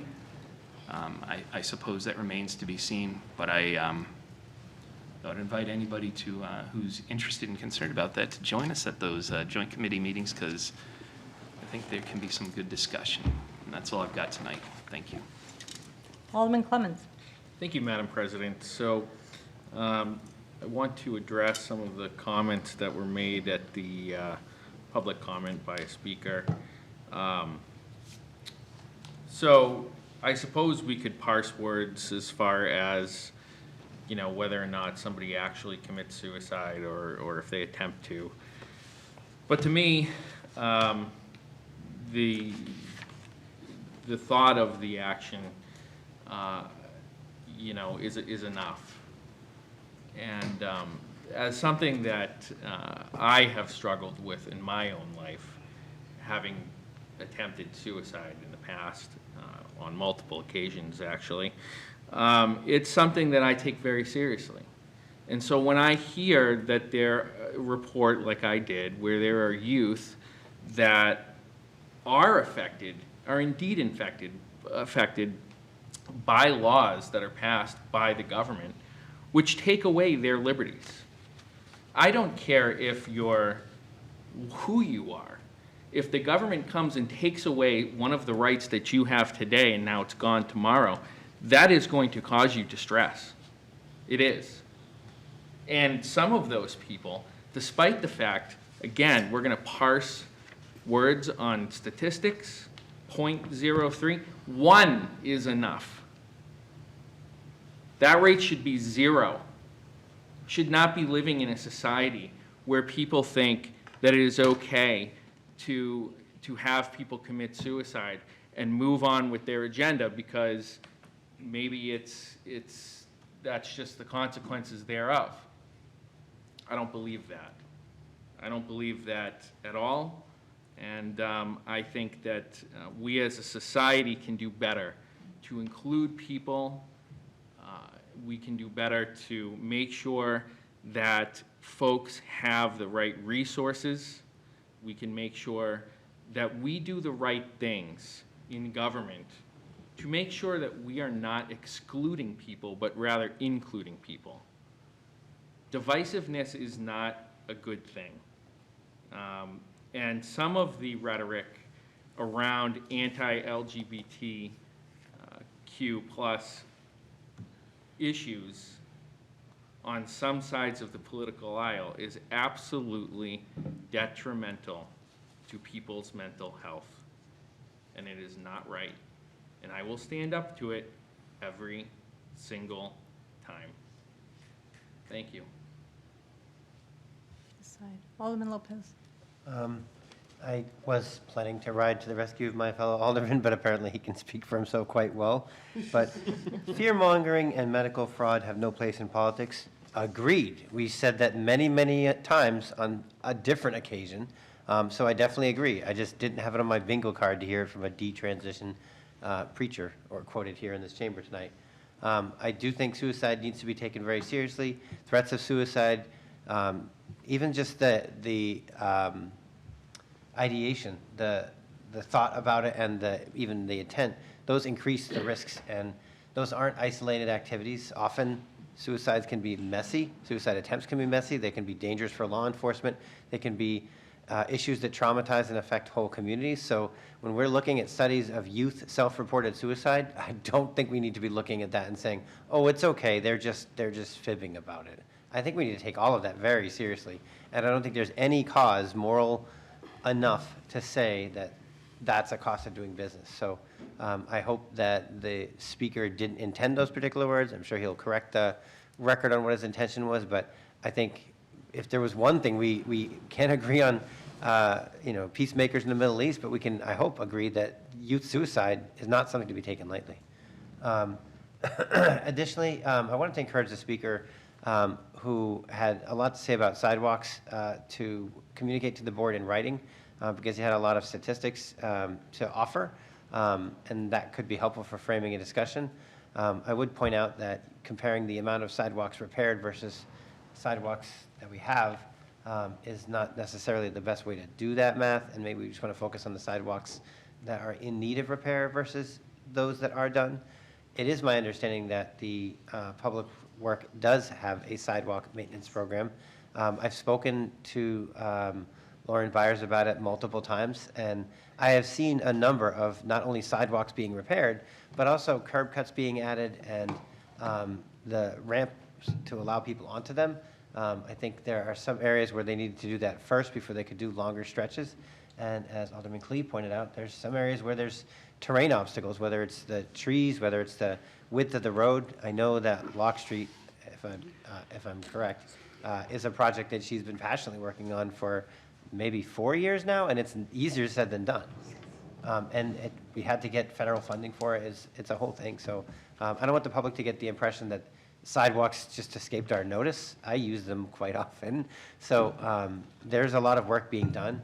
But as was pointed out in multiple public comments, money's an issue. We can't just throw money at every problem that we have. And taxpayers are very adamant that there's some issues that they have a stark disagreement. We actually had a guy email us over this past week opposed to spending money on Stella Stadium because he felt it was a frivolity. So there's definitely disagreement among different parties when it comes to how to spend money and what's a priority here in Nashua. That's why you elect officials, and that's why we have meetings here in public, so people can make public comment and express their perspectives. Additionally, I would like to extend my condolences. The Nashua outreach community was hit hard over this weekend. We lost Rafael Calderon, who some people may remember as CHW Forever. He put a number of programs out on our public access show and was an advocate for community health, not just public health and not just medical health, but programs in the community that foster engagement, inclusion, that offer people things to do and ways to find community. Raphael was a good friend of mine, and I was very much surprised, like many others, at his sudden passing. So I just wanted to express my condolences to him and his family. I also wanted to express my condolences to Nashua Soup Kitchen, the staff and the clients for the loss of Denise Jackson.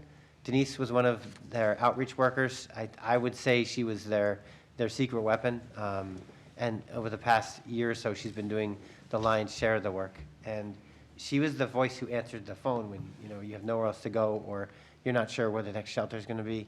She was the one who they recognized, coming out to offer supports, tell them about programs. So Denise did a lot of great work.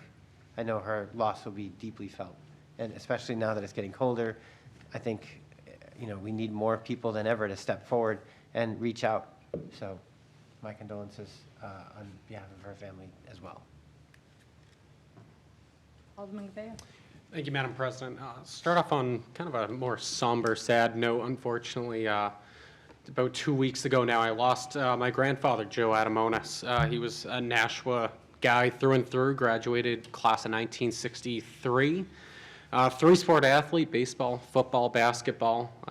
Was looking to go and play in college, but the 60s had a different path for him, and he ended up in Vietnam, served his country, and came back. Unfortunately, he fell to a long battle with Parkinson's, and it was an unfortunate end for him. A fantastic human being, and reading the class of 1963 Facebook page, they started talking about him, and to hear the memories and the impact he had on a lot of his classmates' life was very interesting. To hear his stories of how Nashua was back in the 60s and 70s while really growing up here was really entertaining. And as he said it to me, one of the last times I got to talk to him, we were talking about football. His short-term memories started going, but the long-term was spot on because he could tell me the weather conditions of a football game in 63 at Homan Stadium and how many rushing yards he had, receiving yards he had, and the weather conditions. And he used to tell me that his life growing up in high school was exactly like the movie Grease, which I find it hard to believe, but that's what he said. And it was just entertaining to be able to hear it, and he will surely be missed. It's been a tough one. But on a more positive note, the elections went smooth. I want to thank City Clerk Healy for everything. It was we had no issues at Ward 1. We were in and out to vote at 9 a.m., which was shocking. I fully expected to be in line for a long period of time, but wasn't. And I think one good takeaway here is we now have a governor who lives in my ward and a congresswoman who lives in my colleague to the right's ward. The needs and wants of this city will be heard loud and clear at both the state and federal level. And it's great to see our city producing leaders. And that's will be really, really entertaining and really fun to see how this all plays out. But Nashua is being heard loud and clear. Thank you. Alderman Moran. Thank you, Madam President. First, my condolences to you and your family, Alderman Gouveia. In regards to the homeless warming station, it's another example of academia, versus practice, practitioner. It takes a lot to push a professor to hear something they don't want to hear. So I think if we keep greasing, if we keep squeaking the wheel, we'll get the grease. And eventually, the data, the research, this, that, the other thing, will be put aside for people to actually be put in a place that they are warm. End of discussion. So eventually it'll happen. Story of my life, eventually. Get to the nitty-gritty of suicide, but I do think it's the best thing to minimize thoughts, actions, cut anyone's experience to a fraction of a percentage regarding difficult thoughts. Any othering, whether it's self-identity, religious othering, is wrong. People have the right to exist how they choose to exist, because you can't regulate the mind, I've seen kids die of suicide. I've watched kids come in overdosing on aspirin, bleeding from their eyes. I was a crisis counselor for quite a bit. I've seen men just blow their brains out because they lost their job. People do things impulsively because of social stressors and mental illness that impact their lives that none of us will ever be able to experience because we are not them. And for the men I've seen who have come to the hospital after completing suicide, no history of mental illness, no history of alcohol use, substance use. Usually they lost their jobs, they had a gun. There's so much nuance to treating and understanding suicidality that to even parse through research, again, academia, right? You don't know what's going on with someone unless you're in the room with them and they're free to speak their mind, and that's how people help get those thoughts out of other people's heads. I would just caution everyone that that's a very serious issue, minimizing anyone's experience with that, whether attempted thoughts, completing what the families go through after the fact. Is it really even, very petty. Thank you. Alderwoman Timmons. Thank you, Madam President. I want to send my condolences to the GOV family. Segue into today is the 45th anniversary of the Vietnam War, and your grandfather probably was one of those people that was in that war and probably suffered from all the things that happened during the Vietnam era, such as Trish Clee's husband. It's a shame, sorry, Trish, but the Vietnam War was devastating in so many ways to us baby boomers. I lost my brother in the Vietnam War. As a result of what happened, the chemicals in Vietnam is why we're having the problems with a lot of vets, okay? So my condolences to you and your family. Also, the passing of Rafael Calderon. I known him for over 20 years, and he was a pillar to our community. And I was really shocked. I had to call Alderman Lopez up to find out if it was really true, but I was absolutely shocked. He was incredible, very young as well. So, and I hate to see young people pass for whatever reason. It was just tragedy for me to know that he passed. Also, I'd like to say, Dan Healy, you did a great job. You only visited us once this time. You did a really great job. I don't know who donated the Domino pizza to our ward. We didn't have a chance to eat it because we were so busy, but it was incredible. Everybody was kind, nice, no incidents, no riots, no anything. It was really a good time. And my granddaughter said thank you because she had a good time too. So that is all I have to say. And again, thank you for all your help. Alderman O'Brien. Thank you, Madam President. I want to get on the scale and give kudos to the Clerk's Department and to you, Mr. Healy. As you may remember, I found out a great way to circumvent the line, have a medical procedure and vote absentee, So I wasn't really hanging around Ward 9 to see it. I didn't know if the bus that came up from Lowell did or not, you know what I mean? So, but I'll tell you, from what I heard from some of my constituents, you guys, and it seems like citywide, you did a bang-up job. To everybody else, maybe it's time through into the Committee on Infrastructure, I could talk to Ms. Photo and have an explanation on sidewalks.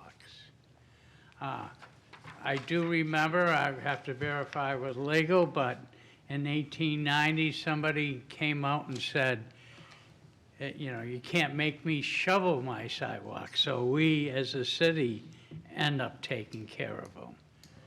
Maybe we ought to try to reverse that, you know, because some are in bad repair, but that's why you don't see them all throughout the whole city, because then they become our responsibility. So, be nice if the homeowner, where I grew up in Boston, you received a ticket if you did not shovel in front of your house. I'm not saying something that's severe, but it would be nice if the public helps out, less complaining, grab a shovel and try to help out, you know. We only knew someone who had been in the legislature for 16 years. Oh, I'm done with that. Attorney Bolton, he has been. Counselor, I am done with that. I'm going to miss the $100 a year. I went out and got a paper route, you know, so doing all right financially, so we should be good. But I don't know, we'll see what happens. But at least probably having a discussion with Ms. Foto so that we have a clarity on the responsibilities of that. And that's it. Okay. So I want to explain what happened with the vote on our 2475. I was going a little faster than I should have gone, and I misspoke. I voted no on the indefinite postponement, which I did not mean to do. So I just want to clarify that. I meant to vote yes, and I voted no. Also want to give my condolences to Alderman Gouveia and his family for their loss. And that's all I have. Committee announcements. Madam President, a point of order. You've had your turn already. Huh? You've had your turn already. Oh, no, point of order, if I Okay. may. My question through you to corporate counsel, sometimes that does happen up at the State House, and people make an errant vote, and I think the record can be changed if that is the case. Am I correct? Yes. According to Masons? Yes, you are correct. Thank you. Thank you. Committee announcements. Alderman O'Brien. Thank you. Not to occupy the floor, but Just tell again, us what and when. infrastructure for the month is going to be canceled because we're right down the throat of Thanksgiving, and everybody's got the, I know the wife has gone out and got me the best apron for the baking, and so we'll be ready to go. Alderwoman Timmons. Thank you, Madam President. Tomorrow is the Board of Health meeting at 12:30 in room 208 here. Alderman Lopez. Human Affairs Committee is next Monday, and maybe we'll get lucky and there is an update because we have to pass out their other funding, so hopefully we'll get an update. Alderman Sullivan. Tomorrow morning, 9 o'clock, Business and Industrial Development Authority will meet. Alderwoman Kelly. Personnel did not meet this month. We didn't have anything on our docket. So we are meeting on December 2nd. Thank you to all the things that happened this evening. We'll have a very busy evening, and I'll remind you again at the next meeting. I'll just remind David that Alderwoman Kelly wants a dog. He's going to watch this and hate me. What committee is that? Oh, that's Animal Dog Park Advisory, okay. Alderman O'Brien. Thank you, Madam President. I would like to make the motion that the November 12th, 2024 meeting of the Board of Aldermen so be adjourned. Motion is to adjourn. All those in favor say aye. Aye. Opposed? That motion carries. We are adjourned at 9:33 p.m. Thank you, everyone.